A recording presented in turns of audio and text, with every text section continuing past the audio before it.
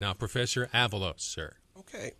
Well, thank you very much for allowing us to debate, and Dr. Weikart for agreeing to participate.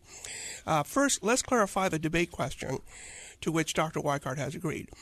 The question is Darwinism more important than Christian anti-Judaism in explaining the Nazi Holocaust? So Dr. Weikart cannot rest content with just showing the influence of Darwinism on Nazism.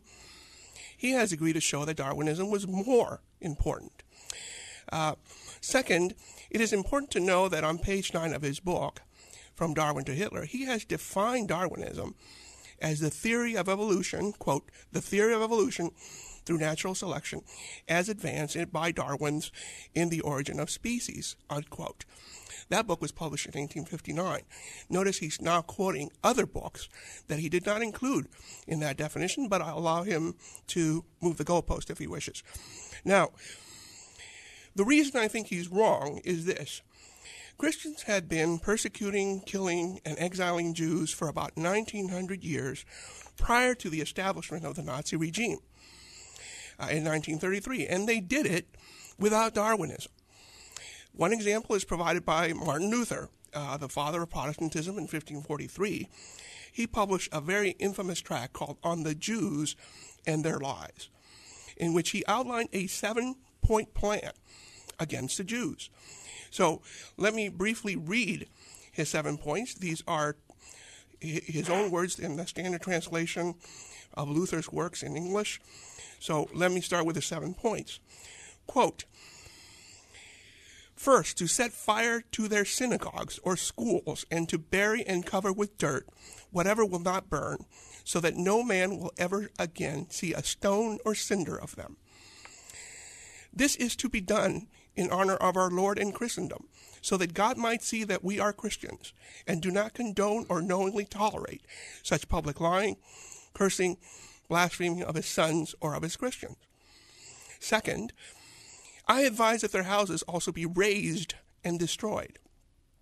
Third, I advise that all their prayer books and Talmudic writings in which such idolatry, lies, cursing, and blasphemy are taught be taken from them. Fifth, I advise that safe conduct on the highways be abolished completely for the Jews.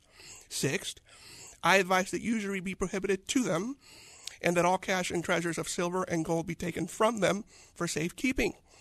Seventh, I recommend putting a flail, an axe, a hoe, a distaff, or a spindle into the hands of young, strong Jews and Jewesses, and letting them earn their bread in the sweat of their brow, as was imposed on the children of Adam, unquote.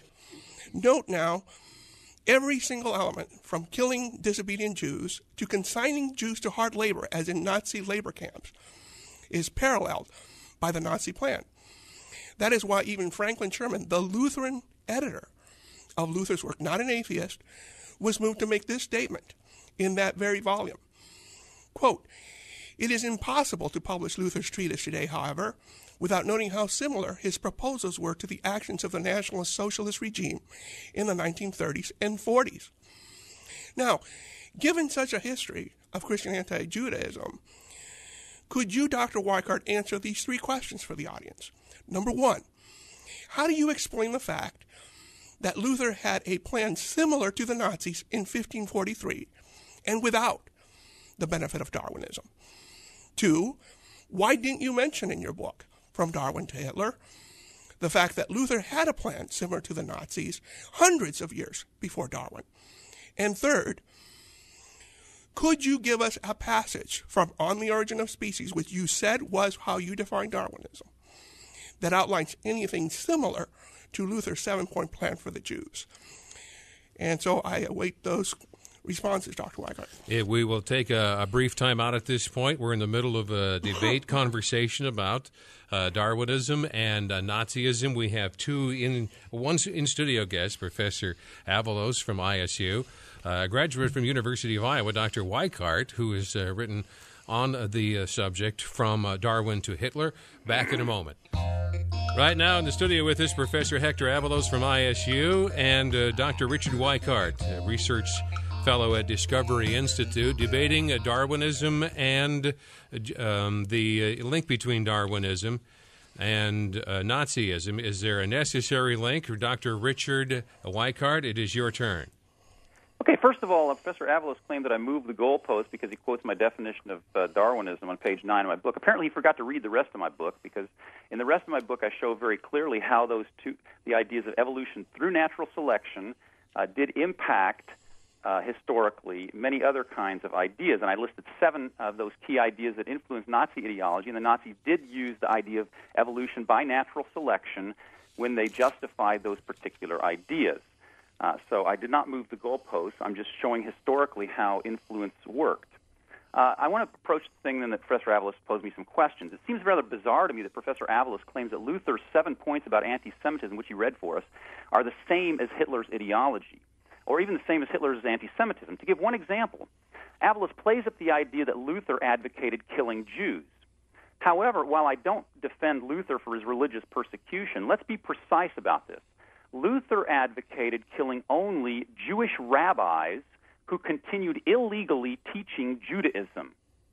I admit that Luther's position is horrendous, but does Professor Avalos really think that this is the same as Hitler's vision of killing all Jews, men, women, and children, irrespective of their behavior?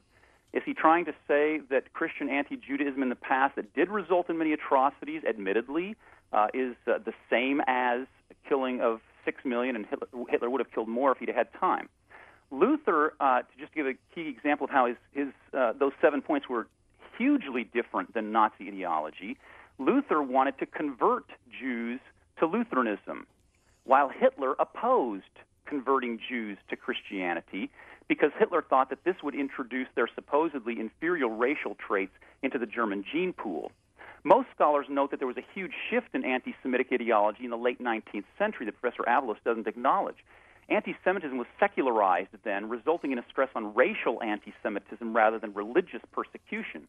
Many leading anti-Semites, including those who influenced Hitler and the early Nazi movement, such as Theodor Fritsch, Willibald Henschel, Julius Friedrich Lehmann, embraced this racial anti-Semitism. And I should note that all of those were staunch Darwinists, too, in their interpretation of racism and racial anti-Semitism. Hitler, in his first anti-Semitic writing in 1919, explicitly argued that anti-Semitism was not based on religion, but on race. He upheld this position throughout his career. There were many aspects of Hitler's anti-Semitism that had nothing to do with anti-Judaism, but are closely connected to Darwinist ideas. The idea of biological racism rather than rather than religious discrimination. The idea of the racial struggle for existence between Jews and Aryans. He very often couched his anti-Semitism this idea of this racial struggle for existence. And the problem of racial mixture, which didn't have anything to do with Luther's points. He thought it harmed human evolution.